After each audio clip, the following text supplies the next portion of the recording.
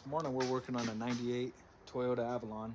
It was brought to me for a misfire and it sounded like it was arcing out, so we started looking around and I find the issue. And here, I'll show you guys. Yeah. So back here you could see that boot just hanging out right there. And some of you guys might say, put it back in there, problem solved. Here's my concern. If he forgot it, okay. But if he didn't and put it back in there, he did spark plugs, right? That boot goes in a tube and kind of goes all the way down. And it's pretty long, and then goes over the spark plug and kind of seats over it. And that's that. Even if he didn't seat it over that spark plug, I don't see that thing vibrating all the way out and then laying straight up and down. It could have felt like that over time, but I just don't see that happening. What I think could have happened, and I'm not sure yet, haven't looked at it, is the compression blew that boot out. So now we got to check the spark plug and the threads to make sure that's okay.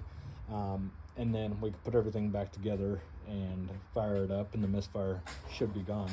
Obviously, that's causing the misfire. So we got to check that and make sure everything's all right. Okay, got the torque wrench set. It's in. We're going to verify it's torqued. And just go nice and slow. Don't yard on it. And it is torqued, so that's good news. And you know, we're taking those extra steps right now because you can't just assume, because if you did, you know, you run the potential of the spark plug being loose in there. You put the boot back over, it's all good. A few days later, it calls you back for a misfire, and then you bring it back in here and find out it was a loose spark plug, but now the threads are all chewed up, and now you got to do rethread it, and that's a pain. So you just can't be too careful. So now that we verified it's torqued down, we'll throw everything back together and fire it up. All right, the misfire is gone. It's running a lot smoother.